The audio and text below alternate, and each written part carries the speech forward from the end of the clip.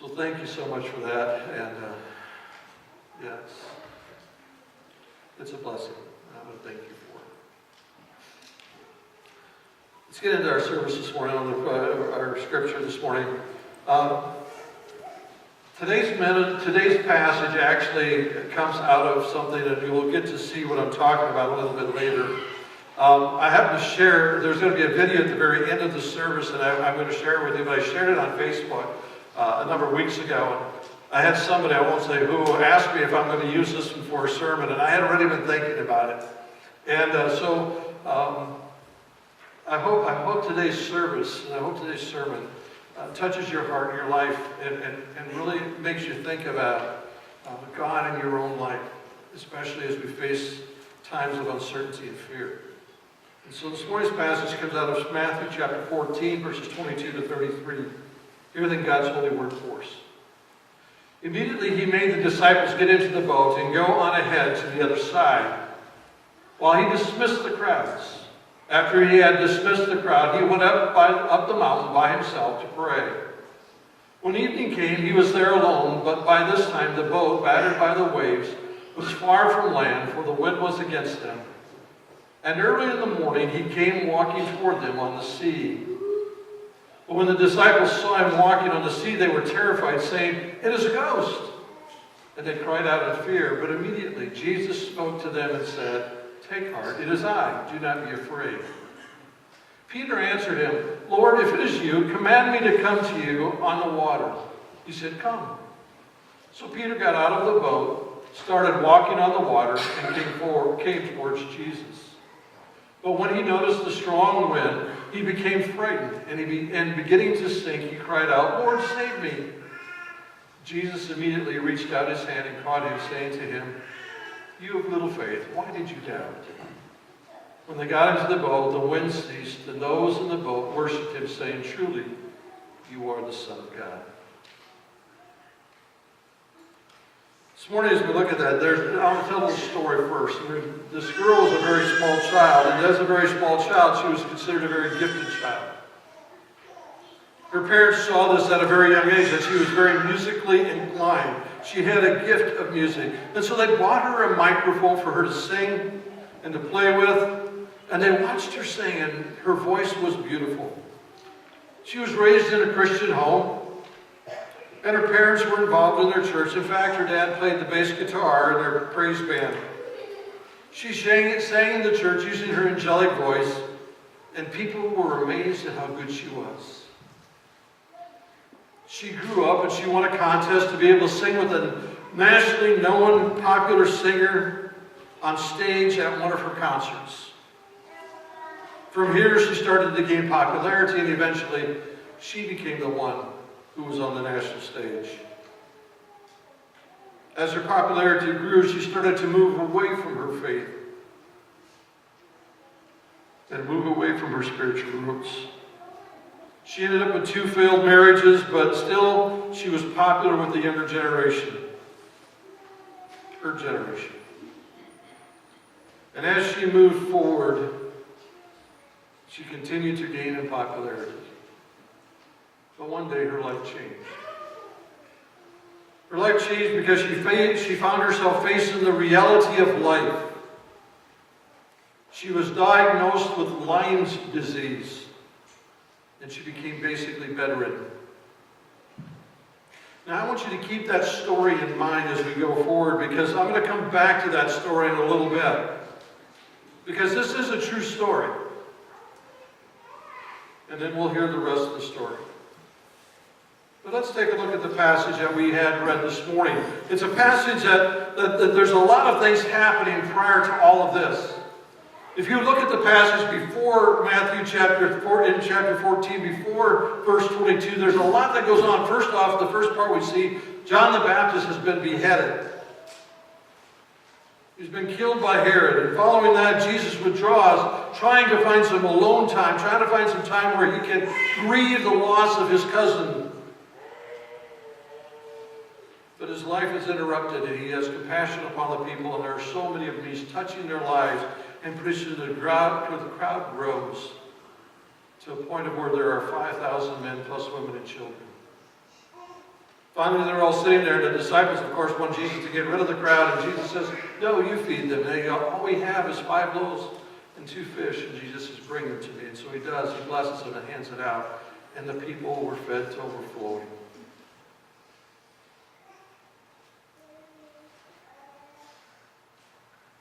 Now you would think that the disciples, having witnessed all the miracles that Jesus had performed, including this one for 5,000, feeding of 5,000 men plus women and children, that they would have been going, yep, he's the one. You would think that as they saw all of this, that there was nothing that Jesus could do that would surprise them. In fact, sir, they should be sitting there going, Jesus can do anything, and we will always believe him. But that's not the case. Jesus tells the disciples to get in the boat. He would meet them on the other side. He dismisses the crowd, finds some time finally alone with his Father. And as the disciples are going across the sea, the wind comes up and it becomes basically hard for them to get across. The boat is getting overwhelmed with the waves. And they've been doing this for a number of hours at this point, and late in the night, early in the morning, Jesus comes walking across the water.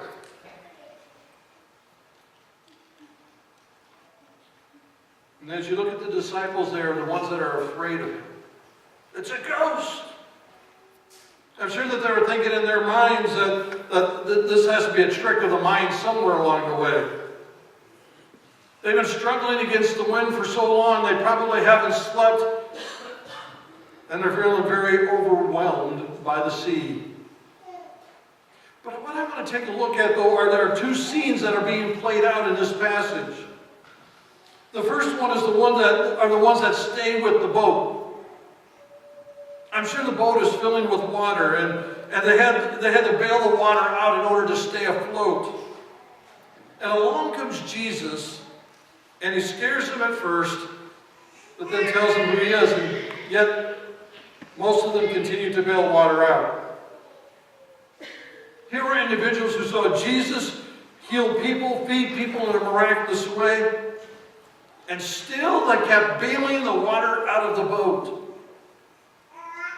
I wonder if they thought that they could do it all on their own. They could get to the other shore. If we just keep bailing the water out, we'll eventually get there. They didn't need Jesus to help them because they've been through this before. They can do it by themselves. And so the waves were big, the wind was strong, the boat was getting swamped, and yet they felt they could do it without any help. Oh, how we tend to be like those disciples, don't we? We have this we can do it ourselves type of model. How many of us are facing life and we are struggling on our own? How many of us are bailing out our boats of life thinking we can get through the struggle on our own? We all face the harsh reality of life.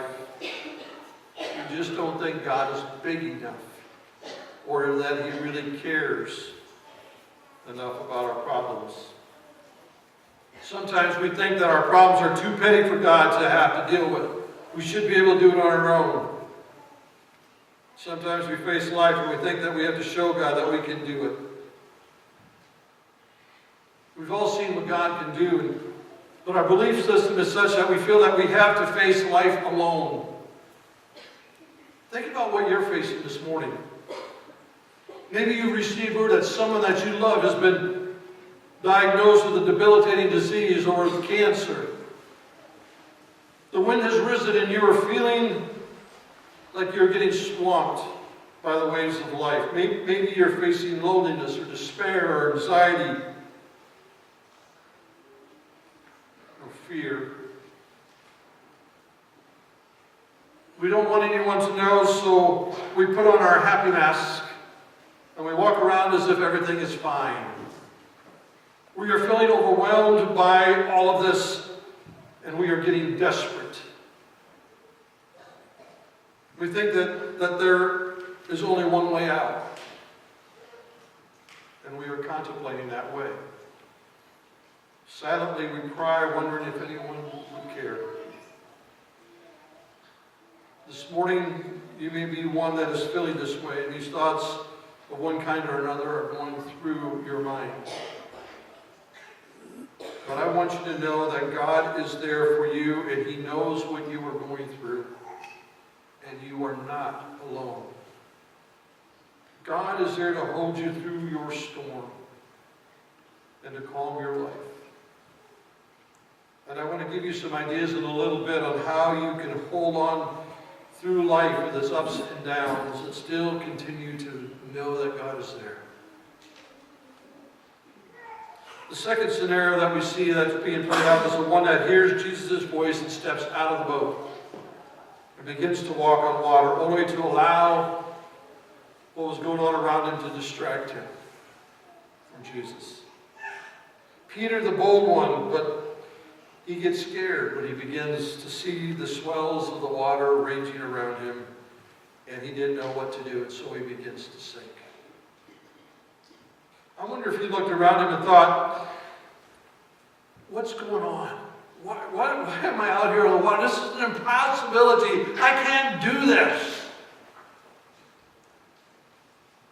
And the thing was, he didn't think Jesus was big enough to help him out in the water also. So he begins to sink, and then he calls out to Jesus to help him. Of course, Jesus reaches out, helps him, and tells him, "Oh, you of little faith." But how often are we like Peter? We know that God has done powerful things, and when we experience Him, we step out of the boat, but we let our problems get the best of us.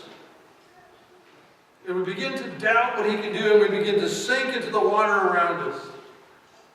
We're afraid for one reason or another, and things are going so fast that we don't know where to go or what to turn to or where to have it. And we begin to sink beneath the waters of life. The problem is that we've taken our eyes off the one that has promised that He would lead us and He would be with us always. Take our eyes off the one that has power to lead us if we are faithful and believe what He has come to do. Remember, Jesus gives us that statement that says, "I will never leave you, I will never forsake you." So the question then comes this: how do we move our lives away from the fear and doubt that causes us to sink in the water or to be overwhelmed in the boat?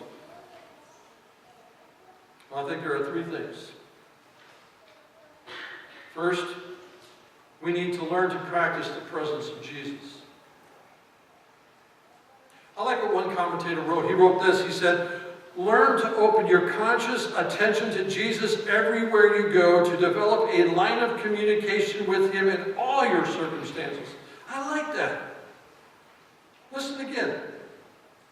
Learn to open your conscious attention to Jesus everywhere you go. Look around you and see where Jesus is at. And then develop that line of communication. We call it prayer.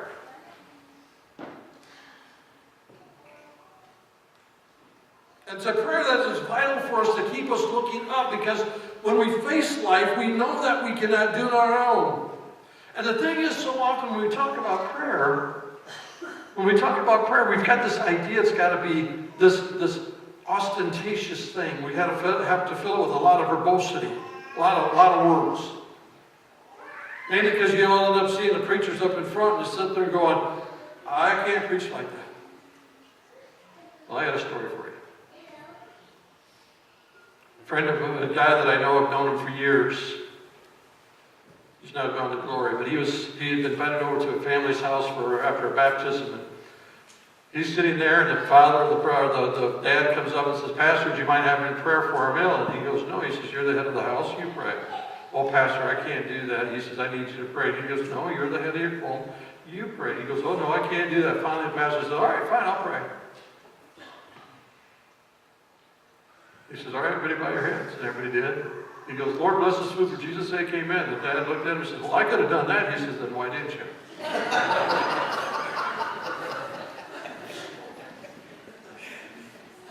We say so often that our prayer life and our prayer time has to be something that it isn't. Do you know what prayer really is all about?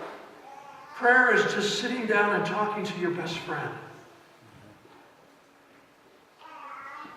Jesus is your best friend. You're sitting in the circumstances of life that are truly overwhelming you at this point. All he wants you to do is talk to him. Share what's on your heart. And the beautiful part is that he will listen.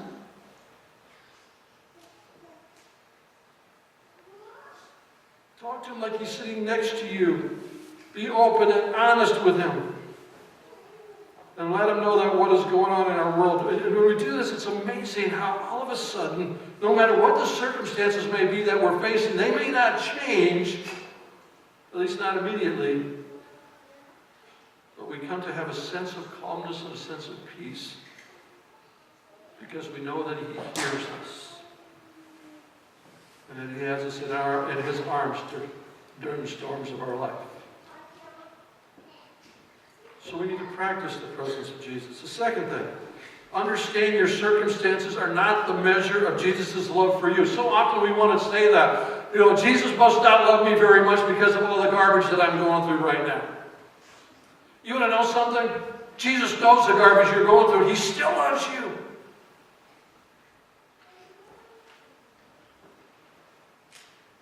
No matter what we go through, even though we may doubt Jesus' love at times, he gives us the promise that he is with us. Our circumstances don't dictate Jesus' love for us. We all face times of fear and uncertainty, pain and suffering, and many other things because we live in a world that is under the curse of sin and death. But Jesus' love, he loves us no less. Even though we may feel that he is far away, he still is the love that loves us. And when he feels far away, it's because we've moved, not him. He knows what we're going through, and he still wants us to come to him and to believe on him and what he did for you and for me. Again, he may not calm the storm immediately, but he will give us the strength and the peace to move through the storm because he is with us. He will hold us above the waves that seem to be overwhelming us. So we definitely need to understand that his love does not go away because of the circumstances that we're in. Thirdly, consciously open yourself up to Jesus' power, presence, and love in the most difficult of times. I want you to listen again to what a commentator said about this. He says, when we know that he is near, we must call on him. This was Peter's exercise of faith in calling out for Jesus' saving help, even at the time when he was falling. You see, all of this points to the fact that our circumstances are not the measure of God's love for us. We will face times when life is hard, and we will feel like we are drowning in the sea that is raging and we don't know what to do. And it's in those times that we have to open ourselves up to Jesus and just have him save us and allow him to reach down and to pull us up out of the storm that we are now in. And it's believing that he has us no matter what, and that he will love us no matter what we are facing. So now I want to come back to that story I was talking about earlier. The rest of the story, as Paul Harvey would say, for those of you that are old enough. The young woman, she was bedridden for roughly 5 years. She did not know what was going on in her life. One day as she was in bed, her mother lay beside her, and she cried on her mother's shoulder. And she said in an interview, she said she felt like she was drowning, and she called out to God and cried out to God to hold her head above the water. This then began the beginning of a song that she wrote. It was also, I think, a beginning for her in other ways. For her coming back to understand that Jesus is in her life. And I can only hope that she shows that to many, that without Jesus, life is not fulfilling, but when the waves overtake us, Jesus is the one that's holding our heads above the waves. I want you to listen to her song. How many of you know her? Her name is Avril Lavigne. How many of you know who I'm talking about?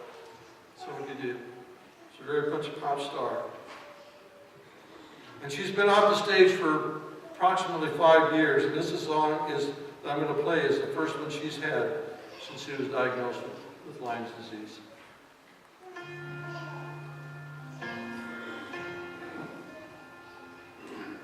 I've gotta keep the calm before the storm. I don't want less, I don't want more. Must bar the windows and the doors to keep me safe, to keep me warm. Yeah, my life is what I'm fighting for. Can't part the sea, can't reach the shore. And my voice becomes the driving force. I won't let this pull me overboard. God, keep my head above water, don't let me drown. It gets harder, I'll meet you there at the altar as I fall down to my knees. Don't let me drown, drown, drown. Don't let me drown. So pull me up from down below, 'cause I'm underneath the undertow. Come dry me off and hold me close. I need you now, I need you most. God, keep my head above water, don't let me drown. It gets harder, I'll meet you there at the altar as I fall down to my knees. Don't let me drown, drown, drown. Don't let me drown. Don't let me drown, drown, drown. And keep my head above water, above water. I can't see in the stormy weather. I can't seem to keep it all together. And I can't swim the ocean like this forever. And I can't breathe. God, keep my head above water. I lose my breath at the bottom. Come rescue me. I'll be waiting. I'm too young to fall asleep. So God, keep my head above water. Don't let me drown. It gets harder. I'll meet you there at the altar as I fall down to my knees. Don't let me drown. Don't let me drown. Don't let me drown. And keep my head above water, above water.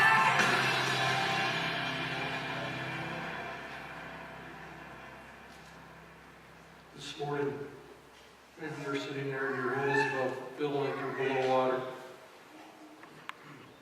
You don't know if you can make it. I want you to know that Jesus is there saying, I am here for you. He's reaching down and he wants to pull you up out of the sea that's raging around you.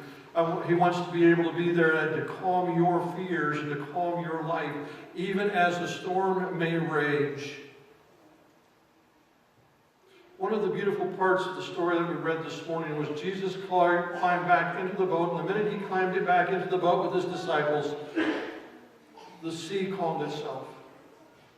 Why? It calmed itself because the master of the sea was now in the boat, and he was the one who was in charge. For you today, maybe you have storms raging, and you just don't know what way to go and what way to turn. I just want you to know that he's there for you, and he just wants you to come to him. He's not going to let you drown.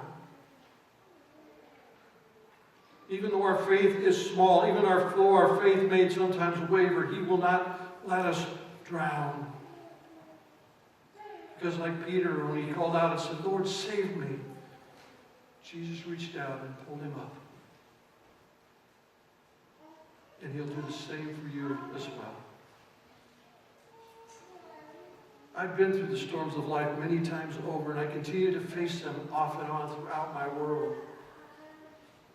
But the one thing that keeps me going is knowing that even in the midst of my storm, even in the midst of what's going on around me, I find my peace when I'm with Jesus. Because I know that He has me in His arms. And no matter what the world may see, no matter what the storm may be, He is the one that will hold me and love me and care for me as I go through it. And He will let me know that I do not face that storm alone. Maybe today you're sitting here going through a storm, but you don't want to share it with somebody. It's fine, but share it with Him. But if you have a chance to share it with somebody else who can come alongside of you, that's wonderful. Because you know it's better to know that you can walk with somebody here on this earth too, that will hold us accountable, but also that will love us in spite of what we may be going through. I pray that if you're facing that this church may become that safe haven for you. But keep your eyes on Jesus. Let's bow our heads in a moment.